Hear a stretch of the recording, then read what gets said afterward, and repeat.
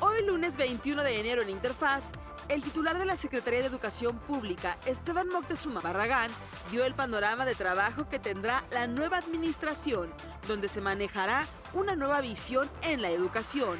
Conoce sus principales puntos en nuestro reportaje del día.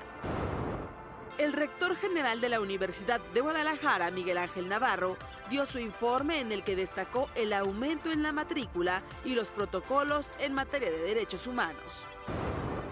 ¿Sabes qué es la metodología Flipped Learning? Conócela en la nota que preparamos para ti. Para hablarnos del eclipse total de luna que ocurrió la noche del domingo y madrugada de este lunes, nos visitará en el estudio Antonio Romero, subdirector del planetario Luis Enrique Erro del Instituto Politécnico Nacional, y el astrónomo Wilder Chicana. En nuestra sección Orientación Vocacional platicaremos con Javier Chiapa Carrara, director de la Escuela Nacional de Estudios Superiores, Unidad Mérida de la UNAM, quien nos platicará sobre la licenciatura en Geografía Aplicada.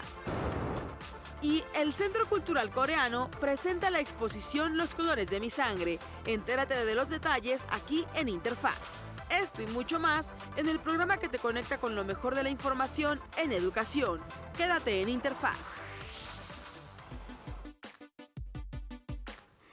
Qué gusto saludarlos, amigas y amigos de Interfaz. Es un placer iniciar esta semana con todos ustedes. Mucha información, por supuesto, educativa y en todas las áreas del conocimiento. La educación, sabemos, Ana Cris, que está en cada paso que damos, así que es muy abierto los temas que manejamos aquí, pero muy interesante. Saludamos con mucho gusto a Griselda Yebra y, por supuesto, Ana Cris, ¿cómo estás? ¿Qué tal tu fin de semana? Muy bien, Omar. Espero que tú también lo hayas disfrutado. Ayer hubo eclipse y hoy vamos a hablar sobre eso, ¿no? Sí, espero que todos hayan visto el eclipse de la noche de ayer.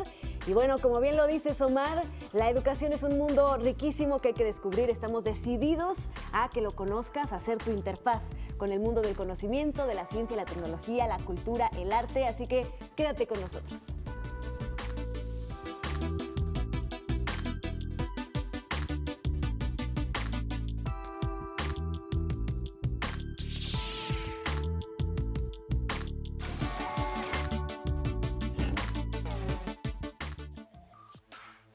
Así es, Ana Cristina, la educación pues es uno de los ejes centrales de cualquier estado, de cualquier país, de cualquier nación, y en México se está generando nuevas sinergias que impulsen una educación de calidad en todos los niveles, la educación básica, la educación media, superior y superior.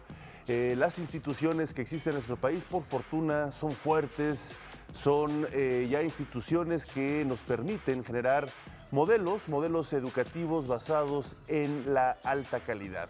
En esta nueva etapa que inicia nuestro gobierno, uno de los ejes rectores es el desarrollo y fortalecimiento del magisterio. Sí, los maestros y las maestras, desde el nivel básico, sobre todo en la educación pública.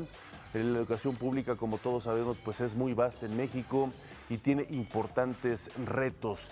De esta forma, uno de los objetivos centrales del secretario de Educación Pública, Esteban Moctezuma Barragán, es precisamente la cercanía con los maestros. Entre muchas de las estrategias que se han delineado es precisamente el diálogo con los consejos técnicos escolares, un diálogo que, aunque se dé cada día, cada semana, a finales de mes, que es cuando se llevan a cabo los consejos técnicos escolares, lograr un diálogo permanente, abierto, directo con los maestros, con el magisterio de todo el país, y de esta forma ir conociendo puntualmente los mecanismos, estrategias que se están dando a conocer, por supuesto también el fortalecimiento de los jóvenes, incluso desde antes de la educación básica, lo que conocemos comúnmente como la preprimaria, impulsar los valores, también las actitudes y potenciarlas a partir de la primaria, secundaria, preparatoria. En fin, un modelo importante. Vamos a conocer precisamente algunas cosas de esta estructura. Así es, Omar. El secretario de Educación Pública, Esteban Moctezuma Barragán, ofreció un panorama de cómo trabajará la dependencia a su cargo en esta administración, donde se manejará una nueva visión en la educación que se caracteriza por la calidad y la equidad. Veamos.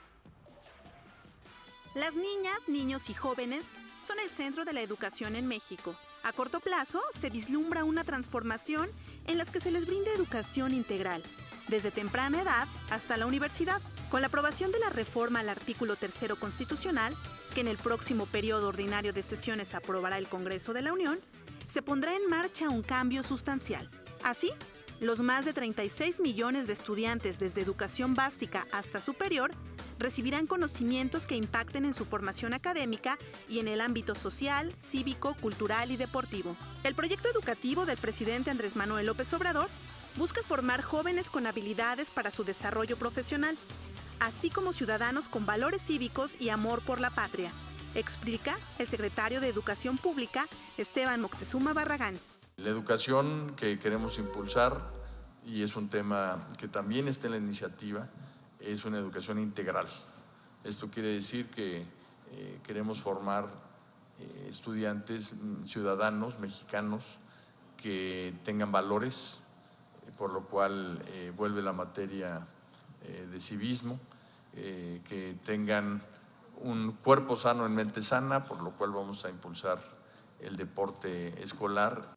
La política educativa del país se basará en los principios de excelencia y equidad, a los que se sumen la obligatoriedad y gratuidad en todos los niveles, atendiendo con énfasis a la población en condiciones de vulnerabilidad. Para ello, se implementará un nuevo sistema de educación inicial, mientras que en preescolar, primaria y secundaria, la estrategia se dirigirá a las comunidades pobres. Lo que la actual administración busca es que la educación sea el medio que garantice la movilidad social. Como nunca antes en México, las becas serán un mecanismo que permita a las niñas, niños y jóvenes ejercer su derecho a la educación. Se van a entregar más de 10 millones de becas. Estamos hablando de becas para primaria, estamos hablando de becas que estarían entregándose a las familias más pobres en primaria y secundaria, pero en preparatoria, en educación media superior, la beca va a ser universal, de manera que todos los integrantes de este nivel van a tener ese apoyo, y en educación superior, a través de Jóvenes Construyendo el Futuro, se van a adicionar, porque ya hay todo un sistema de becas en las universidades, se van a adicionar 300,000 becas. Esta transformación incluye mejorar la infraestructura educativa, sobre todo aquella de zonas históricamente olvidadas. En el país hay 2.600 municipios y de ellos solo en 800 hay acceso directo a la educación superior. Es por ello que el gobierno del presidente López Obrador contempla la creación de 100 universidades en el territorio nacional. Esta cobertura es un principio de equidad que requiere el país, ya que cerca de 200,000 jóvenes anualmente son rechazados en sus aspiraciones de estudiar educación superior.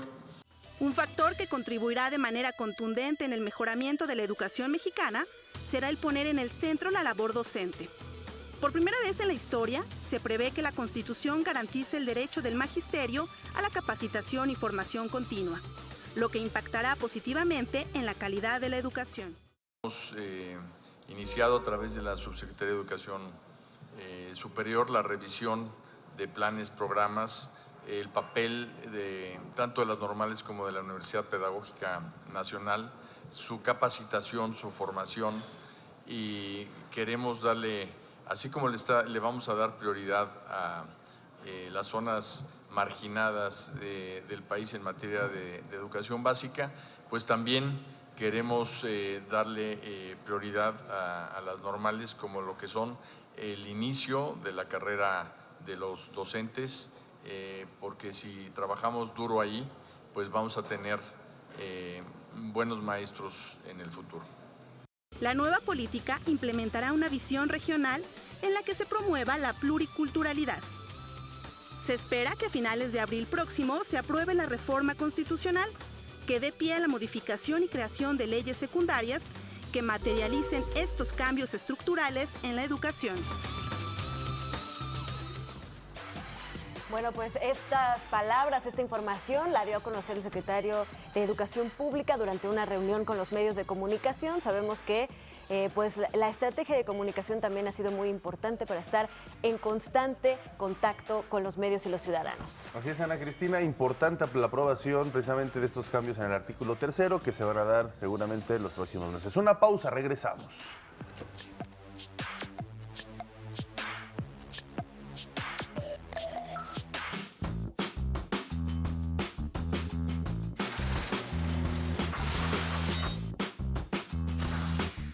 A partir de esta fecha, en el año de 1506, la Guardia Suiza entra en Roma y se pone al servicio del Papa y la Santa Sede. Este es el ejército más pequeño del mundo. Actualmente cuenta con 110 efectivos.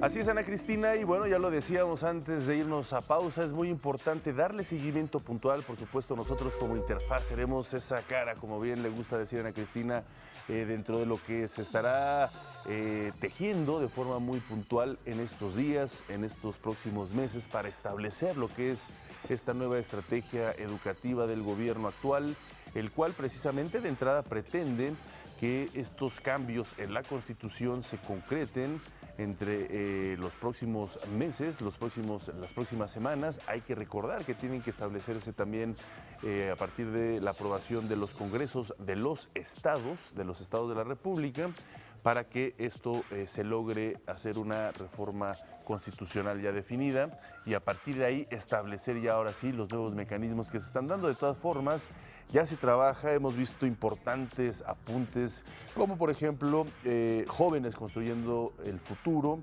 las 300,000 becas que esto implica, y por ejemplo una estrategia muy ambiciosa de las 100 universidades en todo el país, teniendo en cuenta también la cobertura para aquellos que tienen menos oportunidades de acceso a los estudios. Así que es una estrategia muy completa donde también tiene que ver el papel de la familia, el papel de la sociedad, de las instituciones, de los sindicatos, etcétera, etcétera. Entonces, la intención es eso, una cobertura integral y donde todos se sumen al nuevo proyecto educativo. La nueva pedagogía mexicana está configurándose. El cambio en las leyes educativas que propone el nuevo gobierno involucra a todos los actores del sistema. El primer punto será delinear un modelo integral que abarque desde la educación inicial hasta la universidad. Se conformará de los aprendizajes que los niños y jóvenes necesitan, pero también de aquellos para formar mejores ciudadanos. Ante ello, el secretario de Educación Pública, Esteban Moctezuma Barragán, adelantó que la reforma educativa en curso se construye con el consenso de diversos sectores, entre ellos el magisterio, los estudiantes, la academia y la sociedad civil. Nosotros, y es la tarea de Gilberto Guevara Niebla, vamos a empezar por el modelo, y una vez teniendo el modelo educativo, haremos los planes y programas, los materiales educativos y los nuevos libros, y con base en eso pues se hará la capacitación, y con base en la capacitación se hará la evaluación. Entonces, ese es el orden que se debió haber seguido y es el orden lógico que vamos a seguir nosotros. En los últimos meses se recogieron más de 64,000 propuestas de los actores involucrados en la educación. Miles de ellas plantean cambios favorables en contenidos, programas de estudio, formación y estrategias pedagógicas. Actualmente se delinea un sistema integral de educación que conjunta estas iniciativas. Uno de los aspectos a resaltar compete a las evaluaciones docentes que se mantendrán, pero no estarán vinculadas a aspectos laborales, sino al compromiso tácito del magisterio por tener un mejor desempeño. Evaluaciones habrá, pero habrá para diagnosticar cuáles son las necesidades de los maestros para capacitarse. Evaluaciones habrá para mejorar, no para amenazar. Mientras se concretan los cambios legales en materia educativa, en primero y segundo año de primaria, así como primero de secundaria, se mantienen los contenidos y libros de texto que se pusieron en operación en el ciclo escolar 2018-2019. A la postre, se introducirán los nuevos materiales acordes a la transformación educativa. Y bueno, hay información muy importante para todos aquellos que están esperando ingresar a una de las opciones educativas de nivel medio superior. Y es que Javier Olmedo Badía, él es el vocero de la Comisión Metropolitana de Instituciones Públicas de Educación Media Superior, la Comipems, famosísimo, pues ya invitó a todos los estudiantes que están por terminar la secundaria y a quienes pues la han terminado a que participen en el curso de ingreso a la educación media superior. Vamos a ver qué fue lo que dijo. Estoy segura que muchos están muy interesados por que les vaya muy bien en este examen de Comipems. A partir de este lunes 21 de enero se abrió la convocatoria del concurso de asignación a la educación media superior de la zona metropolitana de la Ciudad de México, para alumnos que actualmente estudian el tercero de secundaria, de escuelas públicas y particulares, o bien a los interesados en continuar con su bachillerato. Es importante recordar que este no es un examen de admisión o de selección, sino un concurso de asignación. En ningún caso se puede hablar de rechazados o de reprobados. Los aspirantes tienen hasta el 22 de febrero del presente año para ingresar a la página de internet www.comipems.org.mx e iniciar su preregistro. En esta etapa, los estudiantes proporcionarán sus datos personales y seleccionarán las opciones educativas de su preferencia. El costo por participar en el concurso será de 370 pesos. La oferta educativa es de 712 opciones y 474 planteles. El registro se llevará a cabo del 1 al 14 de marzo. Las fechas para el examen son el 22 o 23 de junio, dependiendo la asignación del aspirante. El 26 de julio se publicarán los resultados en la Gaceta Electrónica o por el correo electrónico personal proporcionado. Este año se capacitó a casi 3,000 docentes para que brinden a los estudiantes la información necesaria del preregistro, además de orientarlos a elegir la opción más adecuada. En el caso de los aspirantes con alguna discapacidad, se implementarán acciones para propiciar un entorno favorable y tendrán acceso a mobiliario y personal capacitado para su atención. La Comipems calcula que aumente la demanda este año un 2.5%. Esperamos 319,800 aspirantes, es decir, 8,296 más que el año pasado.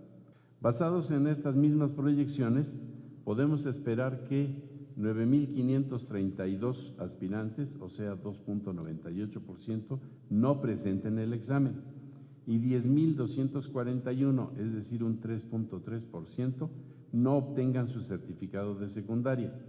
Esto nos deja un número de 300,087 asignables. Después de la publicación de la Gaceta Electrónica de Resultados, en caso de no obtener un lugar en los planteles solicitados inicialmente, los aspirantes cuentan con la modalidad con derecho a otra opción y solicitar un lugar entre los espacios disponibles.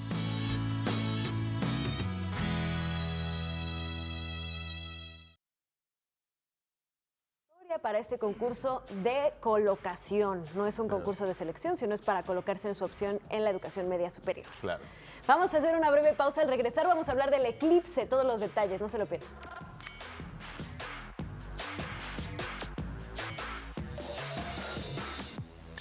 Y antes de pasar a hablar con los expertos sobre el hermosísimo eclipse que se dio la noche de ayer, déjenme comentarles que en temas de educación superior, el rector general de la Universidad de Guadalajara, Miguel Ángel Navarro, destacó el aumento en la matrícula y los protocolos en materia de derechos humanos puestos en marcha durante la presente administración.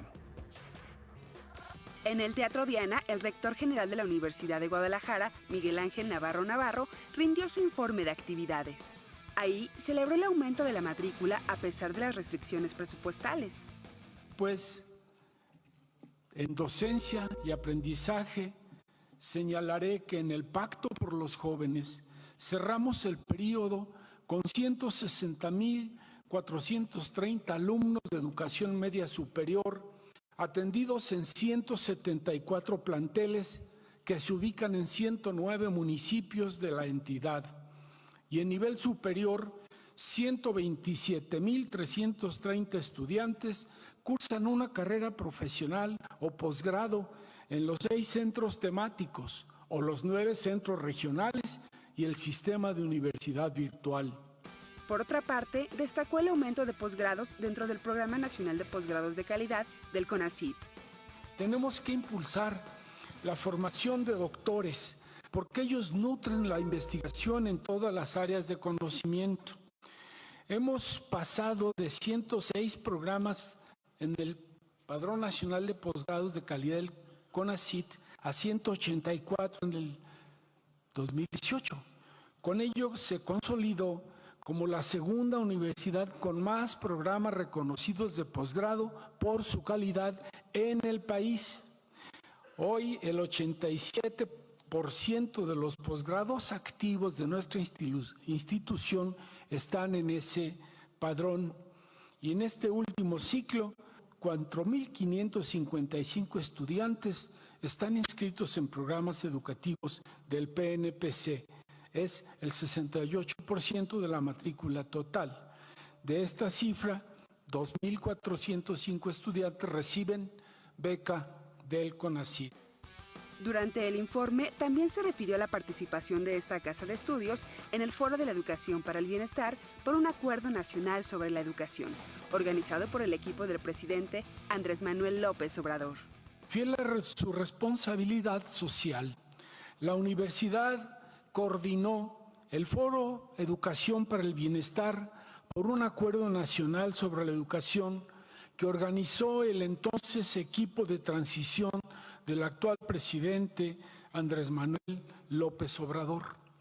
En ese foro recibimos a integrantes del gremio magisterial en todos los niveles educativos, así como miembros de organizaciones sindicales y de la sociedad civil interesados en participar y aportar ideas para la construcción de un nuevo acuerdo en materia educativa. Por último, en materia de derechos humanos, resaltó la puesta en marcha del protocolo universitario del proceso de atención para los casos de violencia, acoso y hostigamiento. Navarro asumió al frente de la Universidad de Guadalajara en marzo pasado para suplir a Tonatiu Bravo Padilla. Pues ahí está un informe de lo que está sucediendo en una de las casas de estudio más importante de nuestro país, que es la Universidad de Guadalajara.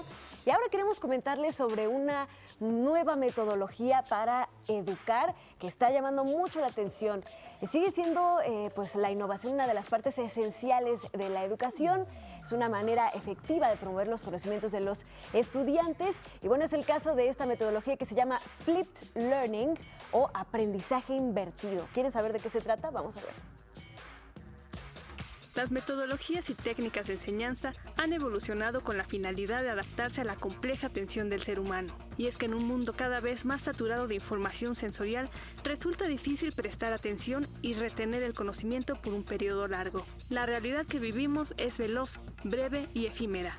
Por eso la educación investiga y crea constantemente estrategias que consigan la permanencia de las enseñanzas. Una de estas metodologías es el Flipped Learning o aprendizaje invertido. Consiste en invertir el proceso de enseñanza-aprendizaje de manera tal de transferir fuera del aula, normalmente en la casa, la parte más fácil, que es la instrucción directa, la explicación de un tema, y reservar el tiempo de aula para las actividades de conocimiento más complejas. Esto significa que la actitud pasiva como receptor por parte de los estudiantes, quienes comúnmente permanecen sentados en sus pupitres escuchando y memorizando la lección, es trasladada fuera del aula.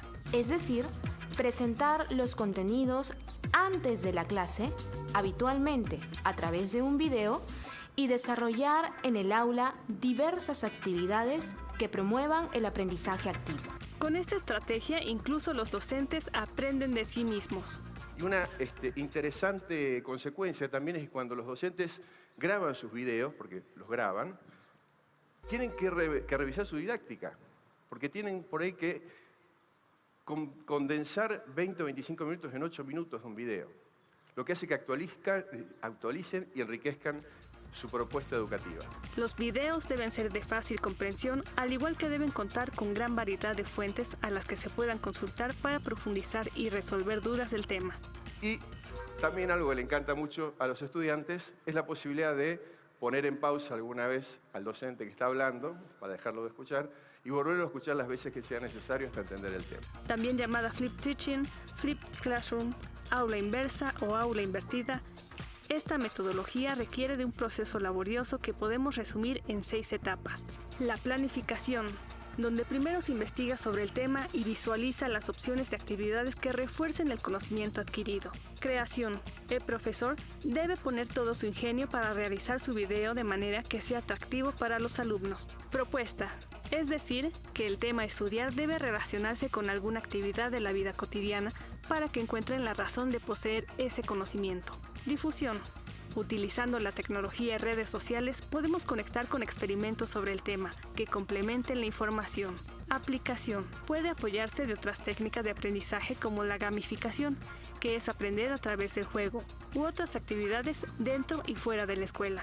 Y finalmente, la evaluación, que nos permitirá tener una visión general sobre la percepción que tienen los estudiantes. Ahora es una excelente opción que desarrolla diversas habilidades, tanto en profesores como alumnos en Flip Learning.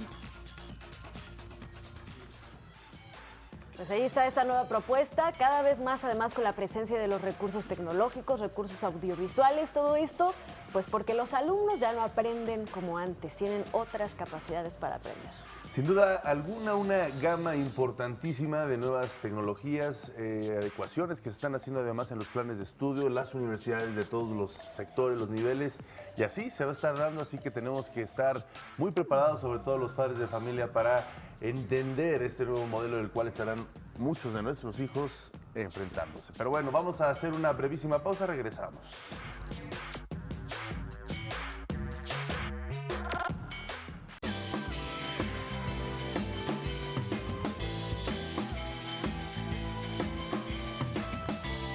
Ayer se presentó en la noche un fenómeno pues interesantísimo, muy hermoso, que precisamente fue un eclipse, pero bueno, que al parecer hubieron 3 aspectos que habremos de identificar en estos momentos, qué fue lo que sucedió ayer. Y bueno, para ello tenemos en el estudio, nos acompaña Antonio Romero, él es subdirector del planetario Luis Enrique Erro, precisamente del Instituto Politécnico Nacional, y también Wilder Chicana, él es astrónomo de esta institución académica. Buenos días, gracias por acompañarnos. Buenos días, Omar. Después de seguir sintiendo en las niñas de nuestros ojos y en nuestras emociones, pues lo que se vivió ayer, un fenómeno que, bueno, me gustaría escucharlo de ustedes mismos, ¿cómo lo clasificarían? ¿Es común, no es común? ¿Cuáles fueron sus especificaciones? En fin. Bueno, pues fue un fenómeno natural, poco frecuente, porque se conjugan, en realidad se conjugan 2 aspectos, sí, porque 2 de ellos pues, no pueden ocurrir uno sin el otro.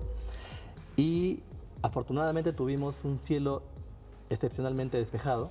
Claro. Pocas veces tenemos un cielo así, sin nubes. Claro. O sea, no había ni una nube. Así es, estuvo excelente. La hora tampoco no fue tan extrema. O sea, alrededor de la medianoche, digamos, pues todos todavía podíamos estar despiertos. En este caso tenemos un eclipse total de luna, que no puede darse si la luna no está en luna llena. Entonces, por eso digo que finalmente son partes de lo mismo. Y se produjo muy cerca del momento en que la Tierra y la luna están a la menor distancia, ¿no? En ese momento.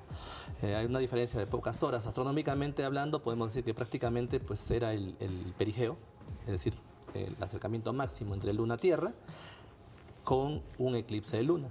Claro.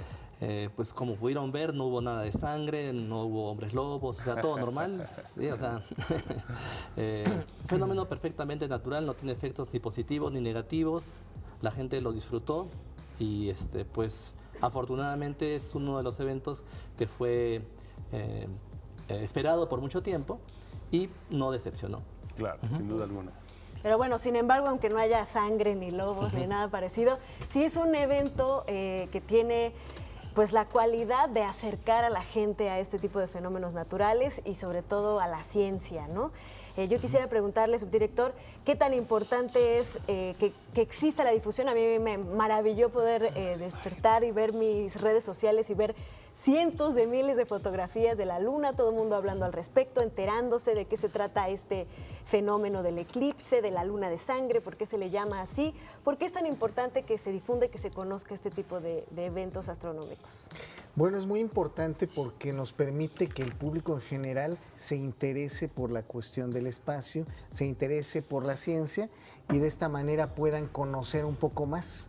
En el caso del planetario, nosotros tenemos la función principal de la divulgación y precisamente aquellas personas que no hayan podido ver el eclipse, vamos a tener una simulación a partir del día de mañana, en donde si alguien, porque fue en un horario difícil y en la noche para amanecer el día lunes, alguien no pudo observarlo, podrá asistir al planetario y ver esta simulación que tenemos en nuestro equipo después de cada una de las proyecciones. Claro.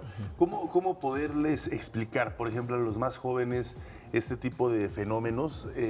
¿Por qué debe ser interesante? ¿Cómo se debe de apreciar? Porque además pues lleva sus horas, a diferencia de un eclipse de sol que es mucho más rápido. El de luna, como el que vimos ayer, pues varias horas, ¿no? Alrededor de 9, 10, 11, 12, 4 horas más o menos. Sí, alrededor de 3 horas. 3 horas, alrededor de 3 horas. ¿Cómo se debe apreciar para irlo contemplando, sorprendiéndonos y que pues, realmente vayamos entendiendo este proceso? Es bastante complejo porque las personas somos muy impacientes, ¿no? O sea, estamos acostumbrados a lo inmediato. Sí, así es, ¿no? O sea, aprieto el botón, si no lo veo, me aburro y me voy.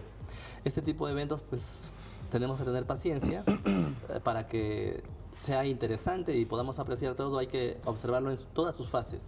Exacto. Desde que empieza a tornarse naranja, luego cuando empieza a ponerse rojo-naranja, finalmente cuando queda completamente rojo, luego otra vez rojo-naranja, naranja y finalmente otra vez brillante. Claro. Entonces, bueno, esto obviamente pues requiere todo un esfuerzo de preparar a las personas para que sepan qué es lo que van a ver y que estén enterados de que esto está sujeto a las condiciones atmosféricas. Y que si cuentan, por ejemplo, con un microscopio, un telescopio, pueden obviamente pues, apreciarlo mejor si se encuentran en una cierta altura. A diferencia, por ejemplo, del de sol, Así es. que ahí te recomiendan cubrirte los ojos, ¿no? Con filtros En este especiales. caso no hay ningún problema, ¿no? Se puede apreciar. También en este caso, por ejemplo, era importante explicarle a las personas que en realidad el eclipse se ve mucho mejor a simple vista, ¿no? por sus características, que con un telescopio.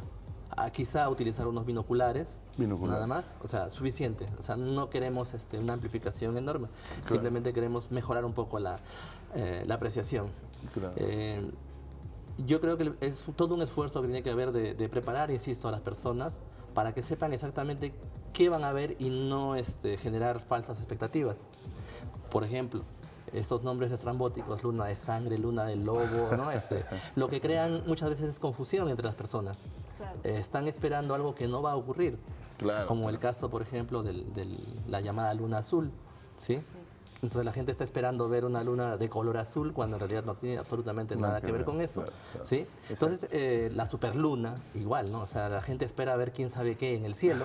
Hay que explicarles que realmente y crece como un 10%, así es ¿no? Un crecimiento, es ¿no? Que digamos, si uno no está permanentemente observando la luna, no lo va a notar.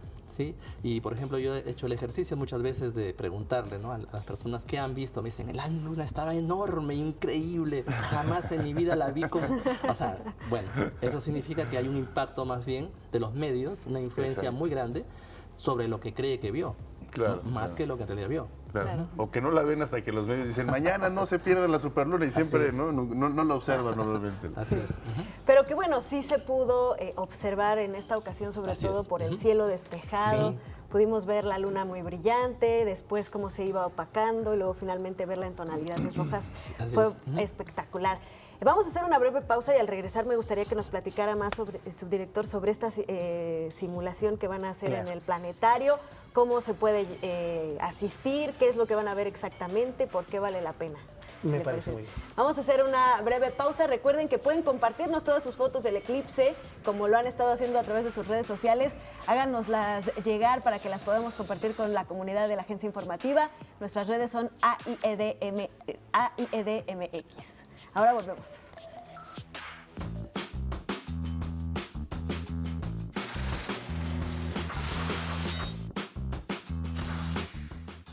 En 1954, el Nautilus, primer submarino nuclear estadounidense, sale de Honolulu, Hawái, para realizar un viaje de 3.500 kilómetros a través del Polo Norte hasta el Atlántico.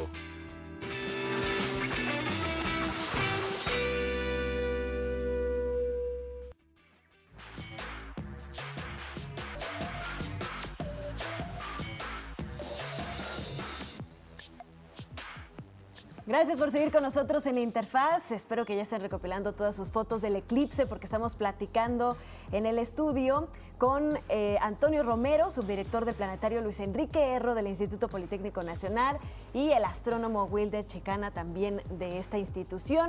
Y bueno, nos estaba comentando el subdirector que en el planetario, para todos aquellos quienes no pudieron ver o... Bueno, también hubo lugares o situaciones en los que pues se veía muy pequeñito, ¿no? La luna, en realidad no se podía apreciar en su totalidad.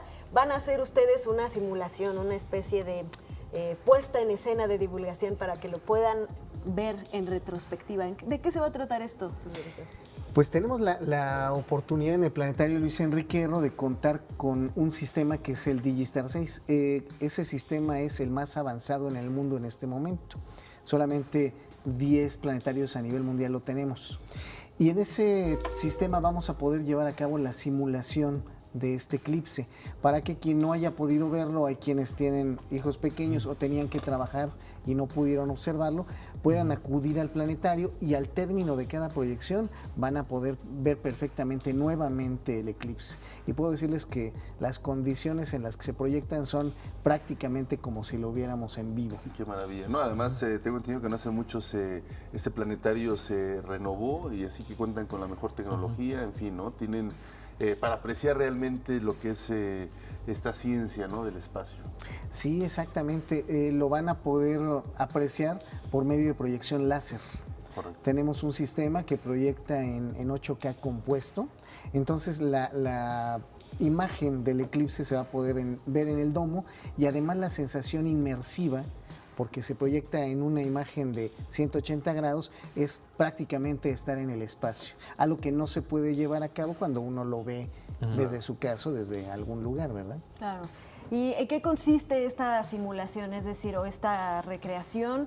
¿Se van a proyectar imágenes del eclipse como tal o qué tipo de imágenes se van a proyectar? El sistema nos permite llevar a cabo la recreación exacta del eclipse. Lo único que vamos a hacer es hacerlo más rápido. No va a durar las 3 horas, sino unos cuantos minutos. Pero se ve exactamente el recorrido que lleva la sombra del Sol para ir cubriendo la Luna desde el momento en que comienza hasta que termina el eclipse. ¿Con imágenes reales del eclipse de ayer o con imágenes genéricas? Es una imagen simulada con la tecnología con la que contamos. Astrónomo, más o menos de forma general, ¿qué tipos de eclipses existen o hemos podido apreciar nosotros? Y uno como el de ayer, ¿cuándo se presenta y cuándo podríamos ver el próximo? Bueno, hay básicamente 3 grupos de eclipses. 2 de ellos pues, son bastante conocidos, son los eclipses solares, los eclipses lunares. En los solares tenemos los totales, los parciales y los anulares. Los anulares también son interesantes porque se ve un anillo brillante, digamos, alrededor, pero claro, son más espectaculares los totales porque se oscurece todo, etc. El día se oscurece tal cual. Bueno.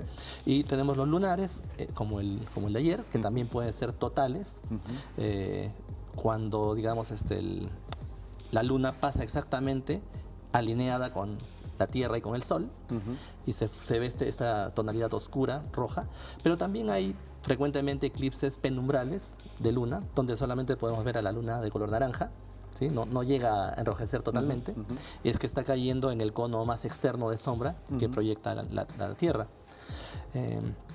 También tenemos, por ejemplo, las llamadas ocultaciones, o en este caso tenemos un tránsito como el de Venus, que se dio hace unos años. Estos son en sí los eclipses más comunes. Correcto. Y uno como el de ayer, como el de Luna, se produce en promedio entre cada 3 a cada 4 años. 3 a 4 años. Entonces, decíamos, ¿no, Ana Cris? En el corte que va a haber uno en 3 años, pero no va a ser total.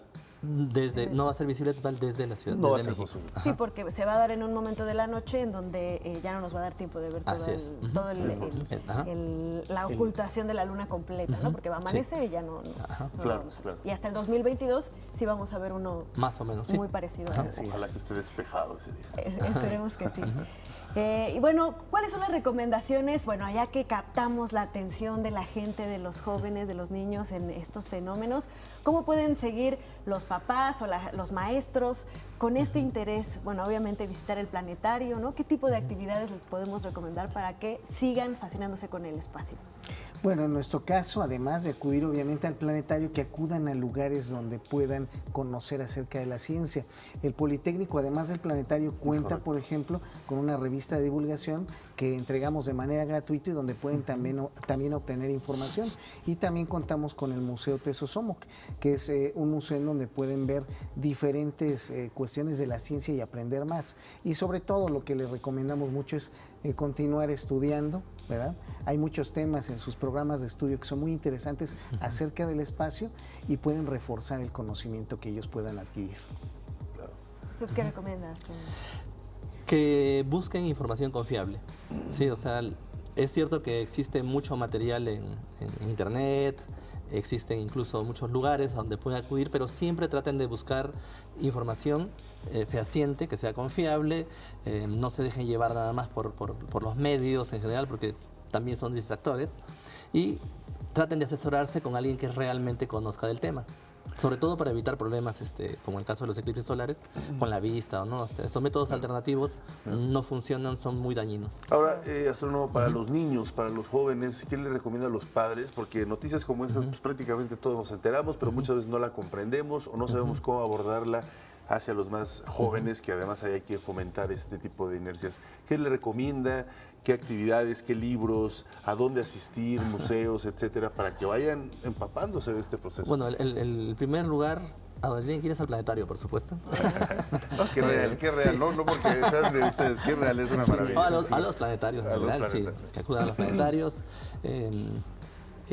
Sobre todo hay que hablar con los maestros para que fomenten en los muchachos el que busquen esta información en museos, en centros que estén dedicados a ese tipo de cosas, no acudir a buscar, diríamos, cebo de culebra, ¿no? Que es digamos, como un placebo nada más. Sí, claro. Sí, busquemos esa información, los padres también darse un trabajo, tiempecito para buscar información y acercar a los chicos esa información, motivarlos. O sea, no se trata de enseñar, yo estoy convencido de que no se trata de motivar. Estamos en una época, hace un momento escuchaba las noticias, ¿no? De estas nuevas técnicas de estudio, bueno, estamos en un momento en el cual si uno motiva al estudiante, él va a buscar por su cuenta aquello que le interesa y eso es suficiente. Claro. Sin duda alguna. Finalmente, subdirector, la página donde pueden consultar todas las actividades del planetario muy rápidamente. Sí, es www.planetario.ipn.mx. Esperamos a todo el público para que revivan este espectacular Vale muchísimo eclipse. la pena, muchísimo la pena. Pues muchísimas gracias. Esperamos pronto tenerlos por aquí. Gracias. Vamos a hacer una pausa y regresamos con más temas en Interfaz.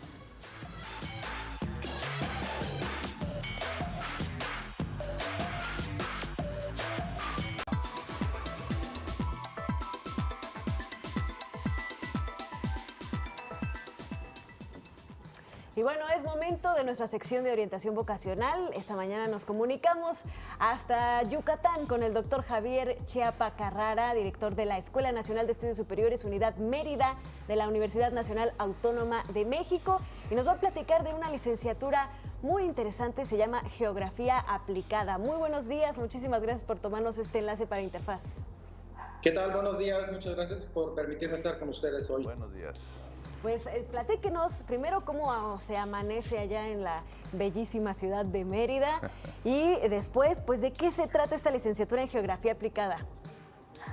Bien, después de un fantástico eclipse lunar que pudimos observar parcialmente por lo nublado que estuvo de repente el cielo ayer en la noche y aprovechando estas olas polares que refrescan el ambiente peninsular, estamos muy contentos y estoy muy entusiasmado de compartir con ustedes esta nueva carrera que fue aprobada por el Consejo Universitario de la UNAM hace algunos meses y resulta ser la carrera número 124 que ofrece la Universidad Nacional Autónoma de México.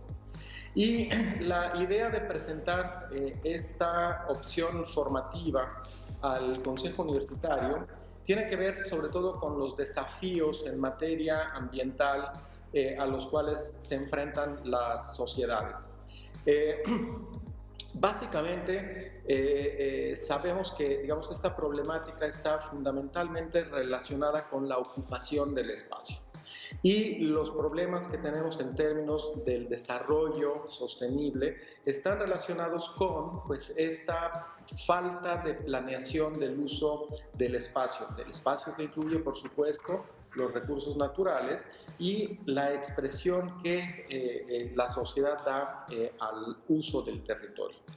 Entonces, esta licenciatura, que tiene un carácter, digamos, eminentemente práctico, pues lo que procurará es contribuir a la solución, digamos, de los desequilibrios y desigualdades en términos socioeconómicos, en términos ambientales, en el uso del territorio a escala de lo que los geógrafos llaman el paisaje, ¿no?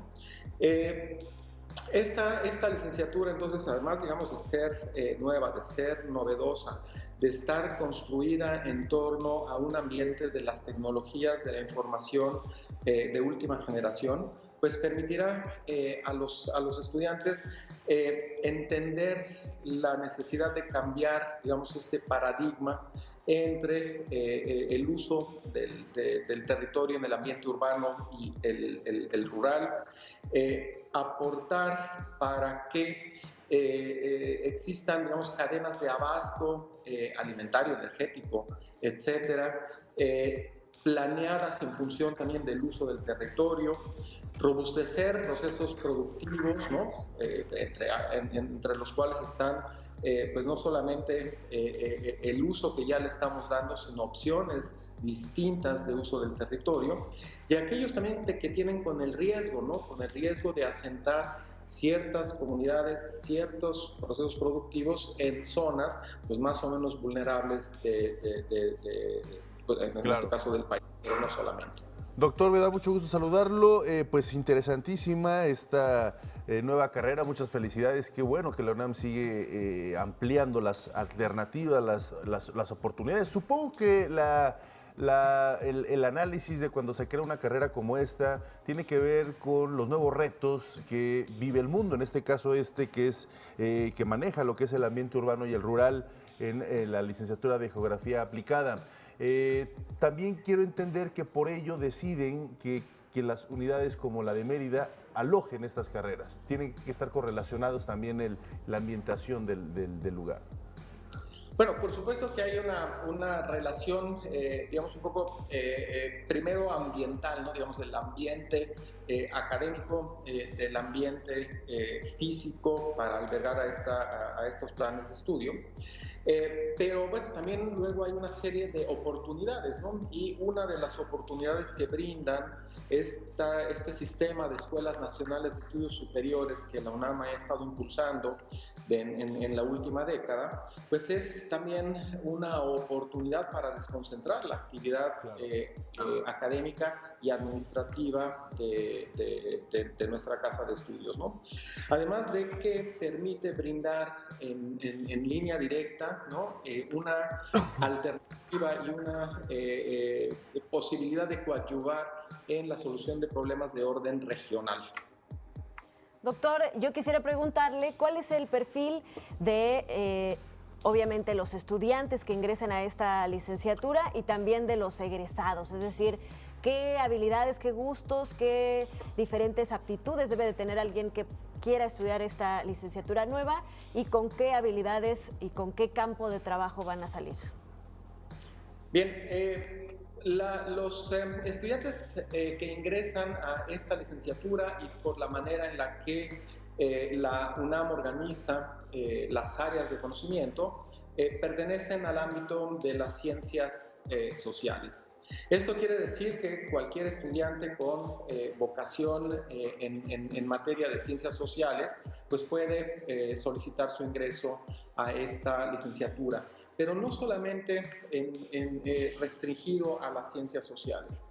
Como les comentaba, esta licenciatura tiene un carácter eminentemente práctico y, por lo tanto, será necesario contar con estudiantes que tengan habilidades para la observación, para el análisis, para la reflexión crítica y síntesis de los procesos que ocurren en el espacio. Y fundamentalmente, pues esas habilidades están volcadas también al uso de tecnologías de la información que permiten sintetizar por un lado y visualizar por el otro este conjunto tan dispar de actividades que los humanos realizamos en el territorio. Y a lo largo de su tránsito por la carrera, pues la idea es que se capaciten en una serie de uso de herramientas, no solamente computacionales, sino analíticas, para que al final pues contemos con profesionistas que puedan proponer usos del territorio, es decir, que planeen el uso del territorio. Muy bien, doctor Javier Chiapa Carrara, muchísimas gracias por darnos a conocer esta nueva carrera, la 124 de la Universidad Nacional Autónoma de México. Muchas felicidades, éxito en el desarrollo y por supuesto que salgan jóvenes muy bien preparados. Gracias por acompañarnos esta mañana en Interfaz. Muchísimas gracias a ustedes y que pasen todos buen día. Un fuerte abrazo, gracias. Bueno, pues ahí está esta otra alternativa. Así es, vamos a hacer una breve pausa, pero no se pierdan lo que viene a continuación en Interfaz.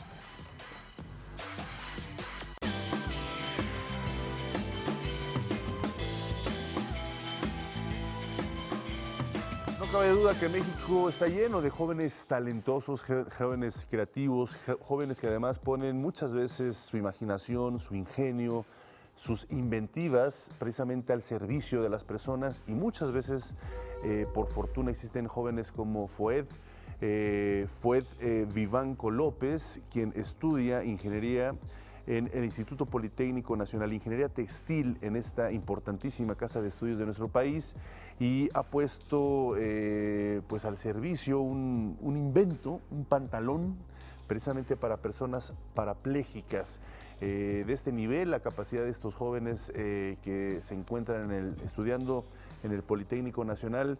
Muchísimas gracias por acompañarnos, fue un placer saludarte, tenerte esta mañana. Muchas gracias a ustedes por invitarme. Pues, gracias Muchas por Y pues vámonos a la materia, un pantalón, di de forma ya general las características, pero quién mejor que tú que nos platiques de qué se trata, cuáles son los objetivos, para quiénes van dirigidos estos pantalones. Claro. En realidad es más que un pantalón, es una vestimenta adaptada para personas con discapacidad. La discapacidad es paraplegia.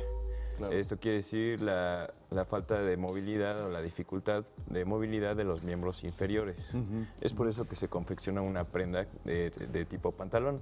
Claro. Pero también este simplemente es un prototipo, el cual no incluye una prenda adicional que va confeccionada al pantalón, que va como camiseta interior, la cual proporciona un soporte lumbar para proporcionar mayor tiempo en la posición erguido de sentado, ya que ellos permanecen sentados todo el tiempo. ¿De dónde surge, Fued, la necesidad de hacer crear este pantalón? ¿Cuál fue tu proceso para darte cuenta de cuál iba a ser este producto y qué necesidades ibas a poder cumplir y suplir? Claro, la idea surge a través de una experiencia empírica con un compañero. Mi compañero Pedro González sufre un accidente automovilístico y desgraciadamente queda parapléjico. Meses después, él decide vivir solo y me invita a acompañarlo, a frecuentarlo. Y él me empieza a contar los problemas o las cosas que le aquejan. Es por eso que al ser ingeniero textil decido crear una vestimenta que vaya específicamente a solventar diferentes problemáticas que se les presentan a estas personas. Claro. Sin duda alguna, esta historia pues, te motivó a desarrollar esto. Ahora, dentro de la carrera de Ingeniería Textil, ¿cuáles son los ejes generales de la carrera, los objetivos de la carrera? Que bueno, ya vimos un caso muy específico que tú te inspiró para hacer este tipo de vestimenta, como la comentas. Claro. Bueno, la ingeniería textil se compone de 4 áreas muy grandes, que son la hilatura, la confección, los acabados y el tejido. Al elaborar una prenda como esta nos podemos enfocar en el área de confección y en el área de acabados, ya que una vez confeccionada la prenda le podemos dotar características hipoalergénicas o algunas otras que puedan ayudar incluso a mejorar todavía más la calidad de vida. Claro. ¿Cómo es este proceso de emprender y de materializar un proyecto que tú estás realizando como parte de tus estudios? Es decir, tú ubicas una necesidad, ¿no? En este caso las de tu compañero y sus prendas, y de ahí, ¿cómo es que se tiene que ir bajando? Es decir, materializando y realizando, llegando a la realidad de este tipo de objetos que se crean, de emprendimientos. La primera cosa es identificar algo que hace falta. Claro. Ahí entra la innovación. Posteriormente viene lo que es el diseño. Tenemos que bocetear a lápiz, a mano alzada, y una vez hecho se lleva a las telas, a cortar las telas, los patrones, se unen, se confeccionan y se tiene un producto final. Fued, si nos lo permites, te pediríamos que traes un modelo aquí precisamente en el estudio, nos muestres un poquito de forma más directa de qué se trata, cuáles son los componentes y además pues, cómo funcionaría en este caso. Sí, claro que sí. Gracias. Me voy a parar. Sí, se va a poner de pie, se va a acercar precisamente al modelo que trae ahí del pantalón. ¿Son 2 piezas entonces? Es correcto. Es una vestimenta adaptada, la cual se compone de una prenda como pantalón y una camiseta interior que va confeccionada por dentro para proporcionar un soporte lumbar. También posee un textil técnico de color amarillo que vemos aquí, es el responsable de brindar protección contra cortes y quemaduras en las zonas más vulnerables a las que estas personas tienen, claro, que son los muslos y la parte exterior de las pantorrillas. También, es decir, si se les caen cosas, están más en contacto con cosas en esa parte. Es correcto. Okay. Brindará protección contra corte y quemaduras, y en la parte trasera tiene un compartimiento que es para introducir un cojín que utilizan todas las personas con discapacidad paraplegia para evitar la formación de las úlceras por presión. Este diseño también está adaptado a la posición de sentado, ya que ellos no suben y bajan escaleras o se ponen de cuclillas, etcétera. Eso tiene una posición, un diseño a la posición de sentado únicamente. Claro. Además tiene cintas reflejantes para los trayectos nocturnos, ya que de por sí es difícil ver a una persona en la oscuridad de noche conduciendo. En silla de ruedas se dificulta más. Bien, las bolsas están estratégicamente ubicadas a los costados, ya que las bolsas convencionales resultan un tanto estorboso meter y sacar los objetos, además de que se le caen frecuentemente. Es por eso que las ubicamos de este lado, en donde realmente les funcionan. Claro. Y pues, ¿La tela, qué tipo de tela es? El tipo de tela es la tela que ellos prefieren, es decir, una tela suave, claro, una tela de algodón. Claro. ¿Este prototipo lo has probado con tu amigo, por ejemplo, tu compañero de clases? Luego. ¿Y cuál es la retroalimentación que has recibido? Bien, este es el prototipo funcional, es decir, se elaboró para que sea probado y salgan todos los detalles que hay que mejorar. Actualmente estamos trabajando en el siguiente prototipo, que será el prototipo comercial, el cual podremos llevar al mercado. Claro, claro. Pues sin duda alguna fue de una estrategia muy interesante.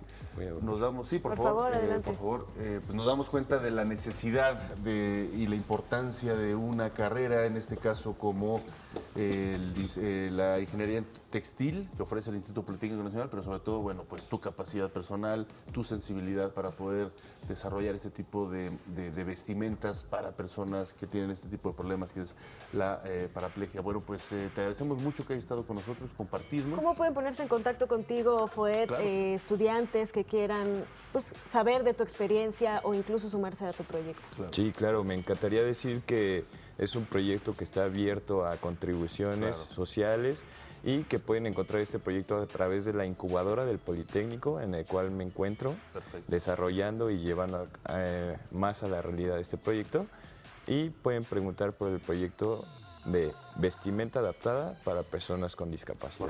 Muy bien. Muchas gracias por invitarme. Muchas gracias, Fued, por haber venido. Muchísimo éxito y ojalá nos cuentes más muy pronto. Claro que sí. Una breve pausa y regresamos con más. No se vayan.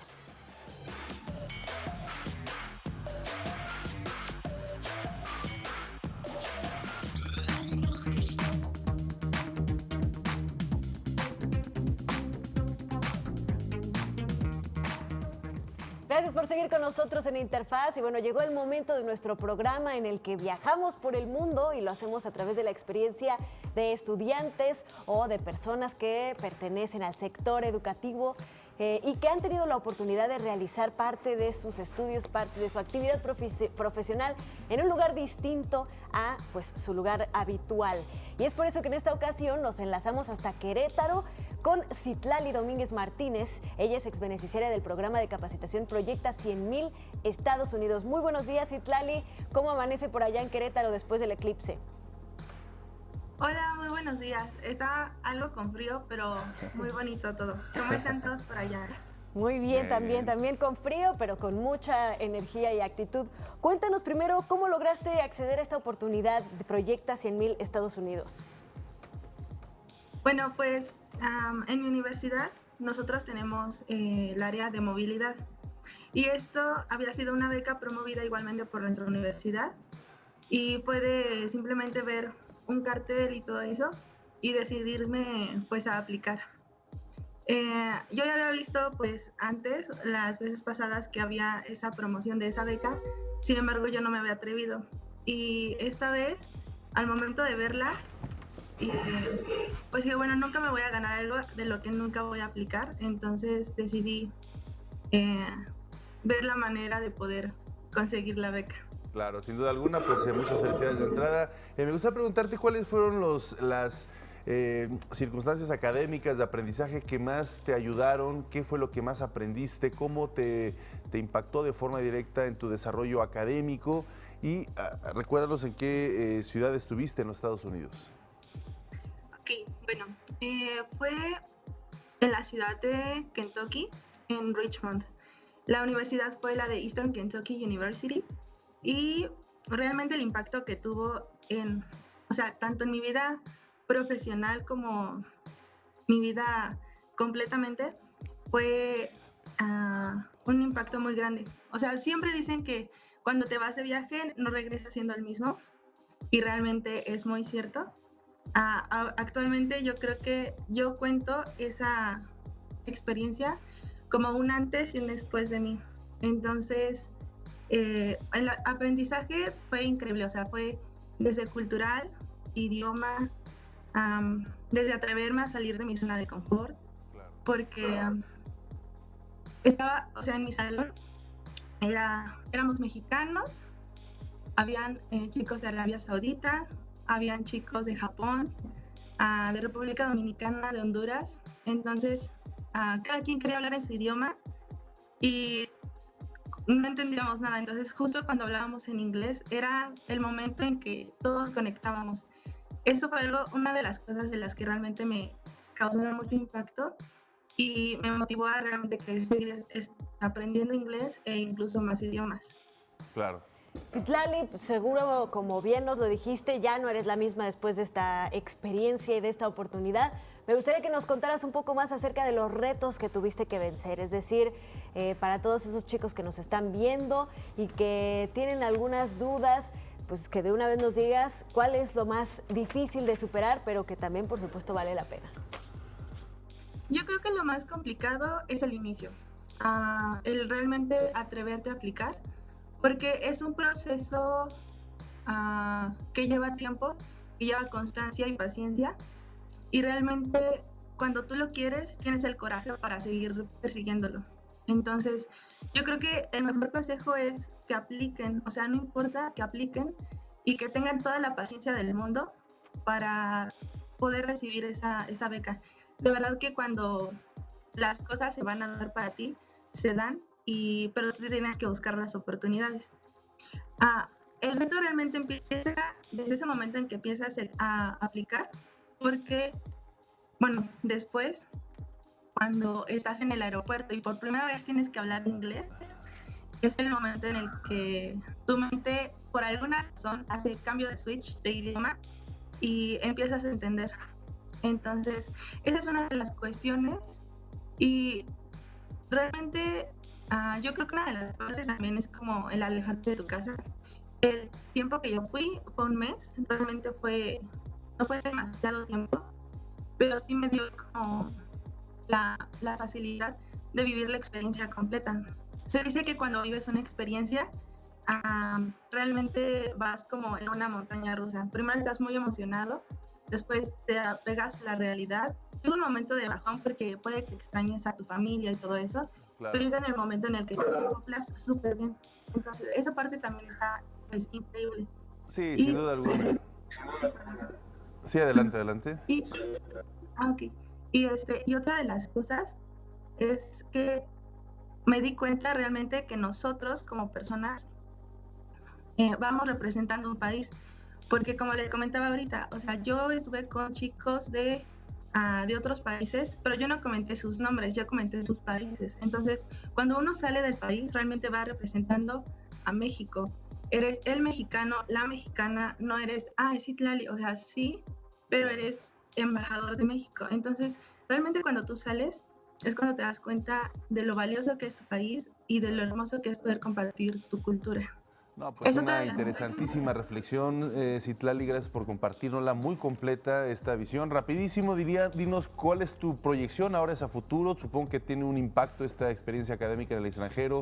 ¿Te gustaría buscar más becas, buscar más oportunidades de viajar en el extranjero? Y estudiar, claro. Claro que sí.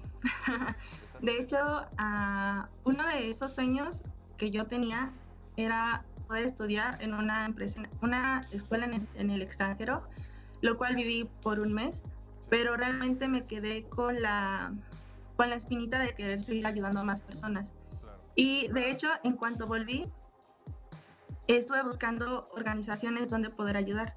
Y actualmente soy miembro activo de una organización que se llama IESEC. Somos una organización que hacemos intercambios. Entonces, actualmente soy vicepresidenta electa de Finanzas y Legalidad.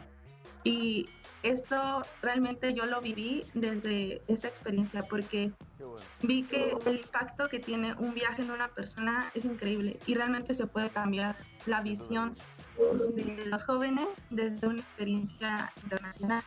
Entonces, claro que sí, planeo más adelante pues seguir estudiando otro idioma y realmente pues seguir viajando. Claro. Pues qué bueno, Citlali, te deseamos muchísimo éxito en todos estos nuevos proyectos que has emprendido con base en esta magnífica experiencia que nos da la movilidad académica. Te mandamos un fuerte abrazo hasta Querétaro y ojalá muy pronto estemos comunicándonos otra vez para hablar de más proyectos. Gracias. Claro que sí, muchísimas gracias. Un fuerte abrazo. Gracias, Citlali, gracias. Vamos a hacer una pausa y regresamos al final de Interfaz, no se lo pierdan.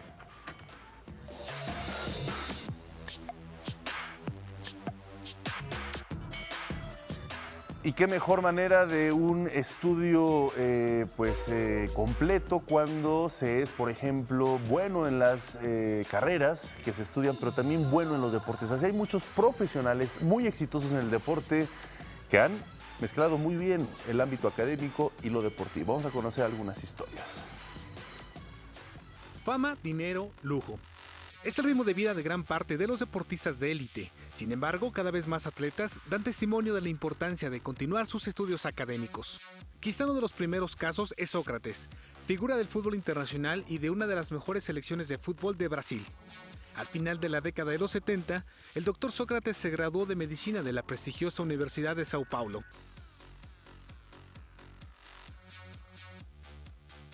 En México destaca el caso de Hugo Sánchez, quien antes de ser futbolista, cursó la licenciatura de cirujano dentista.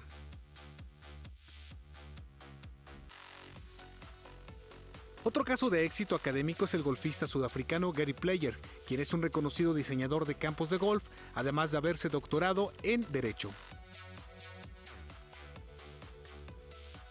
Las mujeres no se quedan atrás. Para muestra, la tenista estadounidense Venus Williams, quien a la par de su exitosa carrera profesional, estudió diseño, incluso se graduó con honores y ahora tiene una prestigiada línea de ropa.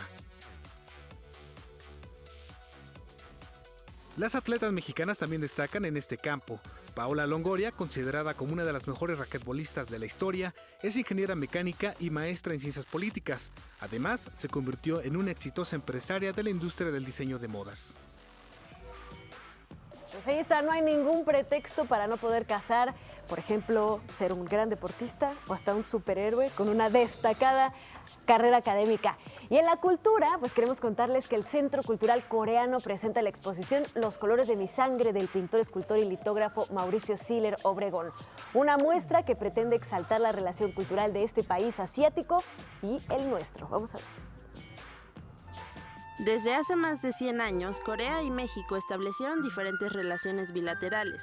Cuando en 1905 llegó la primera ola de migrantes coreanos a Mérida, pero fue hasta 1962 que estos intercambios culturales, educativos, comerciales y políticos se volvieron formales.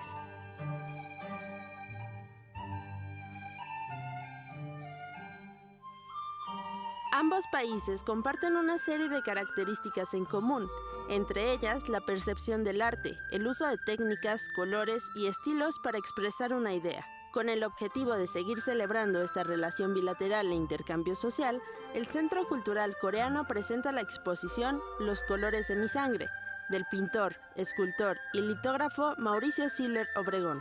Exhibition is really nice and very good to us because the color is really nice and very sympathetic and very significant, imaginative. To Korean people, because he used only three colors: red, and yellow, and blue. And the red, blue, and yellow is the favorite color of Korean people.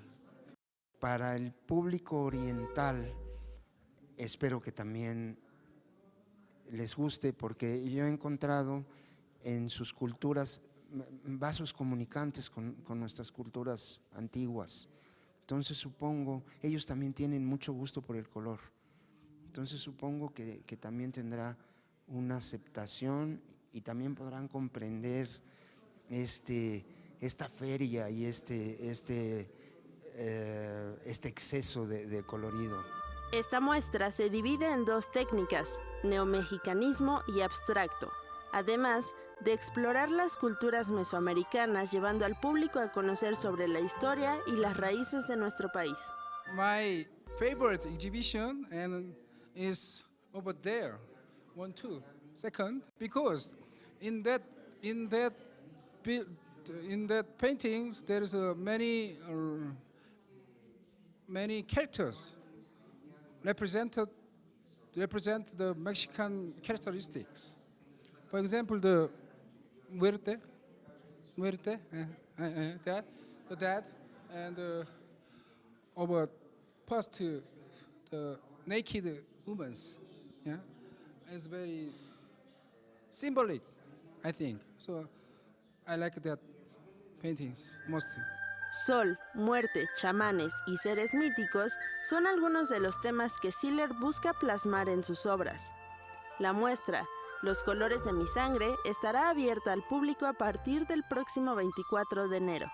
Dentro de este tipo de actividades de la humanidad, o sea, el artista tiene que pintar con su sangre, tiene que pintar con pasión, verdaderamente creyéndosela, vaya, que uno nació para este tipo de oficios.